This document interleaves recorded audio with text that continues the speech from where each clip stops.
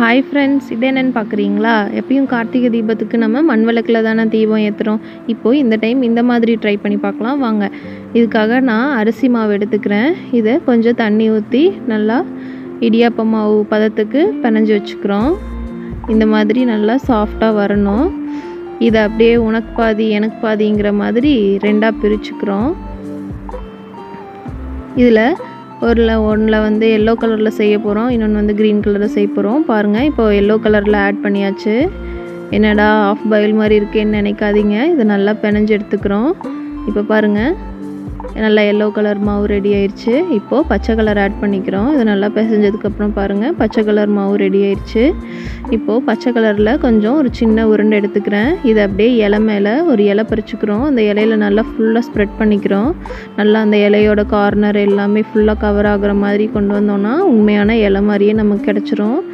இப்போ அப்படியே அந்த இலையை திருப்பி அதை அப்படியே நம்ம பீல் பண்ணுற மாதிரி பீல் பண்ணணும். இந்த சைட்லலாம் நல்லா அட்ஜஸ்ட் பண்ணிக்கோங்க. இது அப்படியே லேசாக அதை அப்படியே எடுக்கணும். பார்த்திங்களா எப்படி சூப்பராக வந்திருக்குன்னு. இப்போது அடுத்து எல்லோ கலரில் ஒரு சின்ன சைஸ் உருண்டை எடுத்துக்கிறேன். இதில் நான் அச்சுக்காக வாட்டர் பாட்டிலோட மூடி எடுத்துக்கிறேன். கொஞ்சம் லைட்டாக ஆயில் அப்ளை பண்ணி சைட்லலாம் நல்லா அட்ஜஸ்ட் பண்ணி விடுங்க.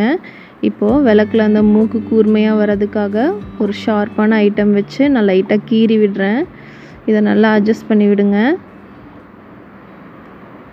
நல்லா ஆயில் அப்ளை பண்ணி சைட்லலாம் நல்லா அட்ஜஸ்ட் பண்ணி விடுங்க.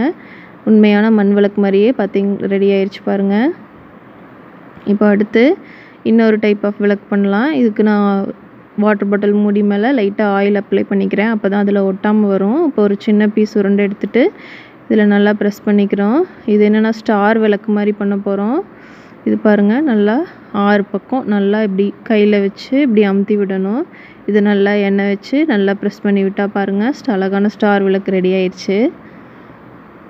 இப்போ அடுத்த டைப் என்ன பண்ண போகிறோன்னா ஒரு பூ விளக்கு மாதிரி பண்ண போகிறோம். இதுக்காக சென்டரில் நல்லா ஒரு சின்ன குழி மாதிரி பறிச்சுக்கிறோம்.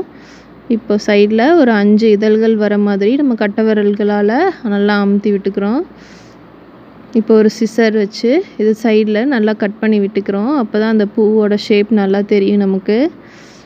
இப்போ அந்த ஷேப்பில் நல்லா பூ எதழ் மாதிரியே நல்லா அமுத்தி விட்டுக்கிறோம். இப்போ பாருங்கள், அழகான பூ மாதிரி ரெடி ஆயிடுச்சு. இப்போ இது எல்லாத்தையும் ஒரு பிளேட்டில் எடுத்து வச்சுக்கிறோம். நம்ம செஞ்ச அந்த லீஃபு, அது மேலே நம்ம செஞ்ச அழகான பூ விளக்கு, ஸ்டார் விளக்கு, மண் விளக்கு மாதிரியே இருக்கிற விளக்கு எல்லாத்தையும் எடுத்து வச்சுக்கிறோம்.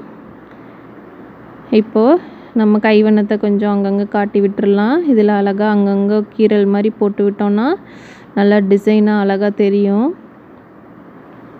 இது நல்லா காயணும் அப்படிங்கிற அவசியம் இல்லை. நம்ம மாவிளக்கெலாம் அந்த மாதிரி காய வைக்கிறது இல்லை. அப்படியே தான் மாவிளக்கெல்லாம் எடுத்துகிட்டு போகிறோம்.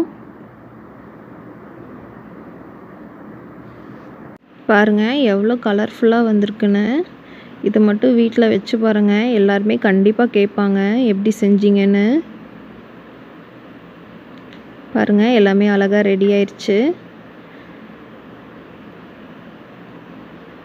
இப்போ இது எல்லாத்துலேயும் நம்ம எண்ணெய் ஊற்றி திரி போட்டு பற்ற வச்சிடலாம். பார்த்திங்களா எப்படி அழகாக இருக்குன்னு. நீங்களும் இதே மாதிரியே உங்கள் வீட்டில் செஞ்சு பாருங்கள். எப்படி வருதுன்னு சொல்லி கமெண்ட் பண்ணுங்கள். லைக் பண்ணிக்கோங்க, சப்ஸ்கிரைப் பண்ணிக்கோங்க. ஹாப்பி கார்த்திகை தீபம்.